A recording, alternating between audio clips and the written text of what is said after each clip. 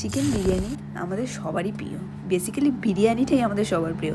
এটা একটা আমি ব্রড ভিডিও বানাচ্ছি। প্রত্যেকটা শর্ট ভিডিওতে সবসময় বিরিয়ানি বোঝানো সম্ভব হয় না। বিরিয়ানির প্রত্যেকের রেসিপি কিন্তু আলাদা আলাদা হয়। বিরিয়ানির মশলা আমার বানানো আছে, তোমরা চাইলে দেখতে পারো। ওই মশলা দিয়ে, দই দিয়ে, আদা রসুন বাটা আর বেরেস্তা দিয়ে আমি ম্যারিনেট করে রেখে দিয়েছিলাম। আলুটাকেও আমি নুন আর একটু হলুদ আর একটু বিরিয়ানি মশলা দিয়ে ভেজে তুলে রেখেছিলাম। আলুগুলোর গায়ে না ফুটো ফুটো করে দেবে, তাহলে আলুর ভেতরেও কিছু বিরিয়ানির জিসটা ঢুকে যায়। এবারে আমি পেঁয়াজটা দিয়ে ওই মশলাটা যেটা ম্যারিনেট করে রেখেছিলাম চিকেনটা, সেটাকে দিয়ে চিকেনটাকে ভালো করে কষিয়ে নিলাম। এটা হচ্ছে যেটাতে আমরা পেঁয়াজটাকে ফ্রাই করেছিলাম। বেরেস্তার তেলটা কিন্তু নেবে অবশ্যই, হ্যাঁ, তাহলে ওই ফ্লেভারটা কিন্তু আসবে। তারপরে দেখো আমি একটুখানি লঙ্কার গুঁড়ো লাস্টের দিকে অ্যাড করেছিলাম, যাতে কালারটা একটু রেডিশ টাইপের হয়।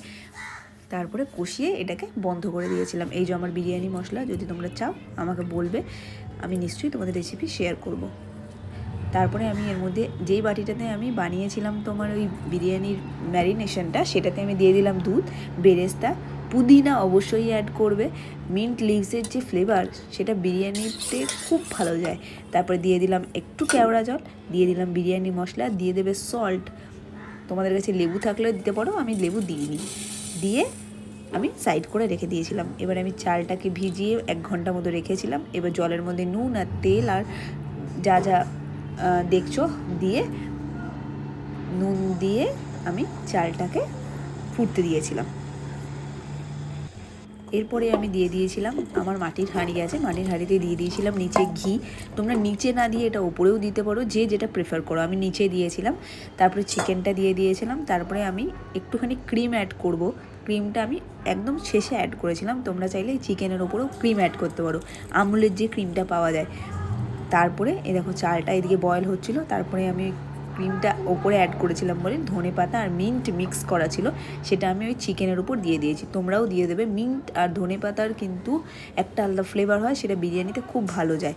এবারে আমি লেয়ারিং স্টার্ট করব। এবারে আমি দিয়ে দেবো ওই চালটা দিয়ে দেওয়ার পর দিয়ে দেবো পুরো চালটাই দিয়ে দেবো। আমি কিন্তু 3টে লেয়ার করবো না, আমি 1 লেয়ারই করে দেবো। দিয়ে দেবো বিরিয়ানি মশলার পর আমি দিয়ে দেবো দেখো একটু ক্রিম, যেটা আর বেরেস্তা, আর লাস্টে দিয়ে দেবো একদম একটু মিন্ট আর ধনেপাতা। আর এই মিক্সটা তোমরা 3টে লেয়ারেও দিতে পারো।